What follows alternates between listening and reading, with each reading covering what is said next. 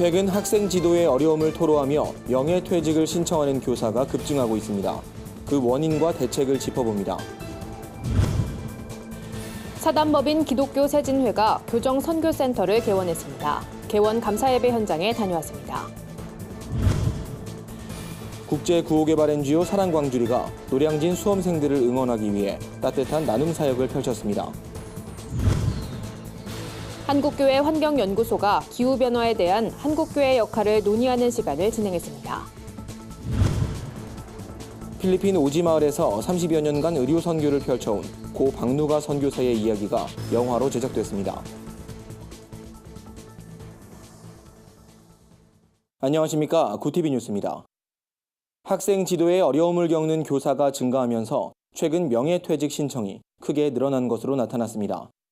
이 같은 현상은 시대가 변화함에 따라 교권이 약화된 것 때문이라는 의견도 나오는데요. 현장의 교사들은 교권 신장이 교사의 권위를 높이기보다 다수 학생들의 학습권 보호 차원에서 반드시 필요하다고 호소하고 있습니다. 오현근 기자의 보도입니다. 지난 1월 한국교원단체 총연합회가 교권의 추락으로 명예퇴직을 신청하는 교사 수가 역대 최대를 기록했다고 보도자료를 통해 발표했습니다. 지난해 전국 몇몇 지자체에서 학생인권 조례안이 통과되면서 교권이 약화한다는 지적이 사실로 드러난 겁니다. 단순히 학생인권 조례만을 교권 약화에 직접적인 영향으로 볼 수는 없습니다. 하지만 학생의 인권을 너무 강조하다 보면 교사들의 역할과 학생 지도 부분이 결국 축소될 수밖에 없다는 게 전문가들의 의견입니다. 선생님들이 교권 하락 및 생활 지도의 어려움, 이것을 명퇴 이유 중 가장 큰 원인으로 꼽았고요. 또 수업 방해가 이루어져도 적절히 대응을 할 수 없는 그런 정도로 교권이 약화된 그런 부분에 대해서 명예퇴직이 많이 늘어나고 있다는 게 현장의 전원입니다. 한국교총에 따르면 명예퇴직을 신청한 교사의 수는 2017년에 3,652명, 2018년에 4,639명, 그리고 올해 2월엔 6,039명에 이릅니다. 명예퇴직은 2월과 8월 두 차례에 걸쳐 신청을 받는데 올해는 2월 신청자 수만 예년의 전체 숫자를 상회하고 있습니다. 이렇게 명예퇴직하는 교사의 수가 급증하다 보면 일선의 교사 수가 급감하게 되고 이는 자연스럽게 교육의 질에도 영향을 미치게 됩니다. 때문에 교사들은 교권이 신장되는 것이 무엇보다 우선돼야 한다고 입을 모읍니다. 이는 단순히 교사의 지위를 높이는 것이 아니라 궁극적으로 다수 학생들의 학습권을 보호한다는 차원에서 근본적인 인식 전환이 이루어져야 한다고 보고 있습니다. 과거와는 굉장히 좀 달라졌기 때문에 좀 달라진 사회 속에서 교사와 학생의 관계, 또 교사와 학부모의 관계가 좀 어떻게 설정되어야 되는지 사회적인 논의가 좀 시작됐으면 좋겠고요. 또 교사들의 어떤 그 권한에 대해서 관련법이 좀 통과가 되긴 했는데 법적인 검토들도 좀 필요할 것 같아요. 최근 교육청은 성희롱이나 사생활 침해 등 교육활동 침해 행위를 명시한 교원 보호 지침을 전국 학교에 배포하고 교육권 보호센터 개설도 추진하고 있습니다. 그럼에도 교사들은 더 적극적인 대책 마련을 촉구하고 있습니다. 그나마 아동복지법과 교원지휘법이 국회 본회의를 통과해 개정되면서 교권 침해를 예방하는 법적인 토대가 마련돼 있습니다. 현재 학교폭력 예방법만이 법사위와 본회의 통과를 남겨둔 상태입니다. 구티비 뉴스 오현근입니다. 교정시설 수용자들과 가족을 섬기며 선교사역에 앞장서는 기독교 세진회가 교정선교센터를 개원했습니다. 선교센터는 위기 청소년 그룹홈 사역과 함께 다양한 교정사역을 전개하는 거점으로 활용될 예정입니다. 개원 예배 설교를 전한 노량진교회 강신원 원로 목사는 성경 속엔 모세와 요셉처럼 위기 청소년과 같은 아픔을 가지고도 위대한 인생을 살았던 많은 인물이 나온다며 기독교 세진회의 교정선교센터가 제2의 모세와 요셉을 길러내는 귀한 사역을 감당하길 바란다고 권면했습니다. 이날 개원 예배엔 세진회의 도움을 받고 있는 청소년들도 참석했습니다. 한 학생은 부모님이 모두 교도소에 들어가시면서 힘든 삶을 살았고 아버지가 출소하신 뒤에도 온전한 가족을 이루기가 쉽지 않았다며 하지만 세진회를 만나면서 희망을 얻었고 이제는 꿈을 위해 노력하고 있다고 감사 인사를 전했습니다. 기독교 세진회 정직원 이사장은 지금까지 함께 사역해준 한국교회 목회자와 성도들에게 감사하다며 앞으로도 더 활발한 교정선교 사역을 감당하는 세진회가 되겠다고 말했습니다. 국제구호개발 NGO 사랑광주리가 노량진 수험생들에게 간식을 나누며 아낌없는 응원과 격려의 메시지를 전했습니다. 사랑광주리는 이번 나눔을 시작으로 계속해서 청년들을 만날 계획이라고 하는데요. 따뜻한 나눔의 현장에 한혜인 기자가 다녀왔습니다. 청년들이 과일이 담긴 컵을 들고 부지런히 발길을 옮기는 이곳은 청년들의 희망과 열정이 가득한 서울 노량진입니다. 국제구호개발 NGO 사랑광주리가 청년들의 도전을 응원하기 위해 컵과일 나눔을 기획했습니다. 공무원 시험이나 각종 고시를 준비하는 수험생들이 과일을 먹을 여유가 없다는 이야기를 듣고 직접 먹거리를 준비한 겁니다. 사랑광주리 청년 멘토리팀과 사랑의 교회 이웃사랑 선교부 봉사자들은 새벽부터 시장에서 장을 보고 정성껏 과일을 썰어 담아 모두 1000개의 과일컵을 준비했습니다. 예, 오늘 이렇게 나와서 실제적으로 컵 과일 이렇게 행사를 하다 보니까 이 청년들을 우리가 평상시에 보던 것보다는 훨씬 더 생각을 하게 됐고 이들의 필요를 위해서 더 해야 되겠다 하는 그런 생각을 많이 가지게 됐습니다. 예상보다 빨리 정말 많은 분들이 친구까지 이렇게 데려오셔가지고 가져가 주셔서 진짜 감사하고 또 이렇게 청년들과 함께 응원하는 마음을 전달해 드리고 또 소통할 수 있는 시간을 갖게 돼서 정말 감사한 시간이었던 것 같습니다. 2시간가량 진행될 예정이었던 이번 나눔은 청년들의 발길이 이어지면서 15분 만에 모든 컵이 소진돼 일찍 나눔을 마쳤습니다.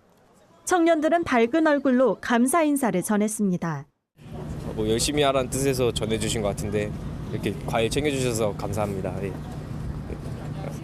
사랑광주리는 청년들을 응원하고 함께 소통하기 위해 앞으로 매월 1, 2회 정기적으로 컵과일 나눔을 진행할 계획입니다. 구TV 뉴스 한혜인입니다. 최근 전 세계적인 관심을 끌고 있는 환경 문제에 대해 종교계의 역할을 고민하는 자리가 마련됐습니다. 이번 세미나에선 정부 간 협의체가 발표한 1.5도 특별 보고서에 대한 의미와 신앙적 응답이 논의됐습니다. 197개국 대표들이 합의해 발표한 1.5도 특별 보고서는 산업화 이후 지구의 평균 온도가 약 1도 상승했는데 앞으로 0.5도 추가 상승을 막지 못하면 전무후무한 기후재앙을 겪게 될 것이란 경고가 담겼습니다. 서울대 허창희 교수는 이번 보고서와 관련해 앞으로 한반도에선 상륙 태풍이 증가하고 폭염이 극심해지며 북극 해빙 감소에 따른 황사도 증가할 것이라며 이런 기후변화는 결국 식량의 문제로 연결될 것이라고 설명했습니다. 이에 대해 이화여대 송진순 박사는 그리스도인으로서 자연 만물의 고통 속에 동참하시는 하나님의 섭리와 탄식을 이해해야 한다며 교회와 환경단체들이 실천과 책임, 연대를 통해 협력체계를 구축해야 한다고 조언했습니다. 시한부 선고에도 다른 사람의 아픔을 돌봤던 고 박누가 선교사의 이야기가 영화로 제작됐습니다. 영화는 박 선교사의 숭고한 흔적과 발자취를 감동적으로 그려냈습니다. 고 박누가 선교사는 우연한 기회에 참여한 의료봉사를 계기로 평생을 의료봉사에 헌신한 인물입니다. 박 선교사는 필리핀 오지의 의료 사각지대에 놓인 사람들을 돕기 위해 버스 한 대를 마련해 50여 개의 마을로 의료봉사를 다녔습니다. 1992년 췌장암 수술 이후 위암 말기, 간경화, 당뇨 판정까지 뒤따르며 박 선교사는 천청병력과 같은 시한부 인생을 선고받습니다. 가족들의 반대에도 필리핀으로 돌아간 그는 의료 지원뿐 아니라 빵과 비타민, 학비까지 지원하며 진정한 사랑이 무엇인지 삶으로 증명했습니다. 온몸을 뒤덮는 고통 가운데서도 마지막까지 헌신적인 모습을 보여준 고 박누가 선교사. 의술이란 달란트로 미랄의 기적을 몸소 실천한 박 선교사의 감동 스토리, 영화 아픈 만큼 사랑한다는 4월 3일 개봉합니다.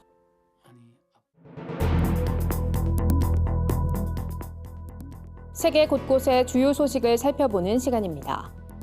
캐나다 퀘벡주에서 공무원들이 종교적 상징을 나타내는 복장을 입을 수 없게 하는 입법안이 추진돼 논란입니다.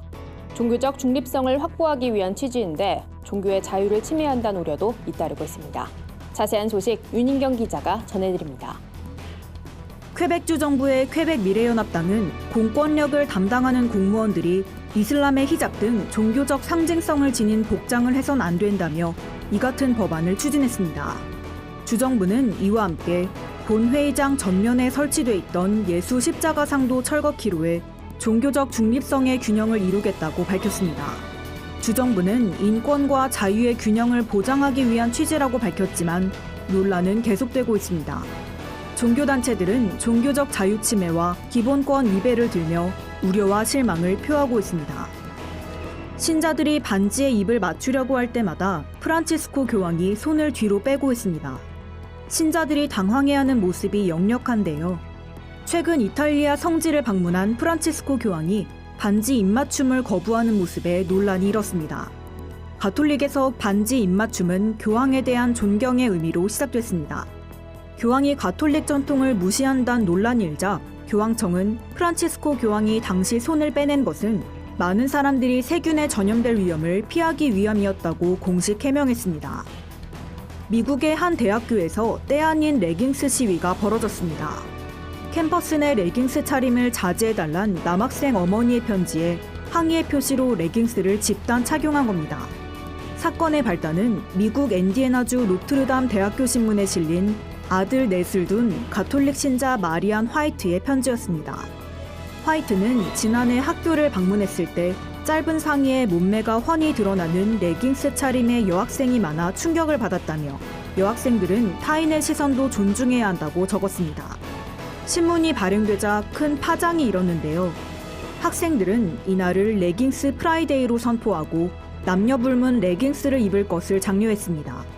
시위에 동참한 천여 명의 학생들은 남성의 부적절한 행동의 책임을 여성에게 돌렸다며 레깅스를 입은 것이 여성의 몸을 성적으로 바라봐도 된다는 의미는 아니라고 강조했습니다.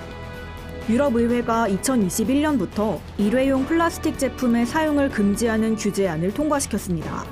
규제안은 현지 시간 27일 본회의 표결에서 찬성 572일, 반대 53표로 통과됐습니다.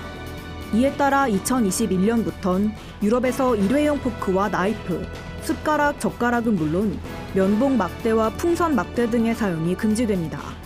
유럽의회는 이번 법안이 발효되면 플라스틱 공해로 인한 환경 피해를 220억 유로, 우리 돈 약 28조 원만큼 줄일 수 있을 것으로 내다보고 있습니다. 중국 청소년들이 동영상 공유 앱을 사용하는 것에 당국이 규제에 나섰습니다. 중국 국가인터넷정보판공실은 최근 틱톡 등 동영상 공유 앱에 중독을 막기 위한 청소년 모드를 적용하기로 했다고 밝혔습니다. 앱 관계자는 16세 이하 청소년들이 하루에 40분간 사용하면 오프라인으로 전환된다며 보호자가 비밀번호를 입력해야 다시 접속할 수 있다고 설명했습니다. 이번 조치는 중국 교육부가 청소년들의 인터넷 중독을 막기 위해 내놓은 첫 조치입니다. 구티비 뉴스 윤희경입니다. 오늘의 이슈 포커스입니다. 4월의 첫날 전국 대형마트와 매장 크기 165제곱미터 이상의 슈퍼마켓에서 일회용 비닐봉투 사용이 전면 금지됐습니다. 이들 매장에선 재사용 종량제 봉투와 장바구니, 종이봉투 등을 사용해야 합니다. 다만 생선이나 고기, 두부처럼 액체가 셀 수 있는 제품에 한해서는 비닐봉투 사용이 허가됩니다. 환경부는 이번 조치로 연간 22억 2천여 장의 비닐봉투 사용이 줄어들 것으로 예상하고 있습니다. 우리나라의 동성애 수용도가 선진국보다 낮다는 통계 자료가 나왔습니다. OECD에 따르면 2001년부터 2014년까지 한국의 동성애 수용도는 10점 만점에 2.8점으로 OECD 회원국 가운데 네 번째로 낮은 수치를 보였습니다. OECD 평균 수치는 5.1점으로 나타났습니다. 일본은 4.8점을 보였고 미국과 캐나다는 각각 5점과 5.7점을 기록했습니다. 동성애 수용도가 가장 높은 국가로는 8.3점을 기록한 아이슬란드가 꼽혔습니다. 저출산 문제가 지속되면서 산후조리원의 수도 감소한 것으로 나타났습니다. 육아정책연구소에 따르면 전국 산후조리원의 수는 2009년 418곳에서 2015년 610곳까지 증가했다가 지난해엔 다시 584곳으로 축소됐습니다. 이에 따라 산후조리원 이용 인구도 2015년엔 19만 명으로 정점을 찍었다가 2017년엔 다시 18만 명으로 줄었습니다. 한편 산후조리원 전국 평균 이용요금은 2013년 203만 원에서 계속 증가해왔으며 지난해엔 247만 원으로 집계됐습니다. 이상으로 뉴스를 마칩니다. 구티비 뉴스는 인터넷 신문 데일리 굿뉴스를 통해서도 보실 수 있습니다. 시청해주신 여러분 고맙습니다.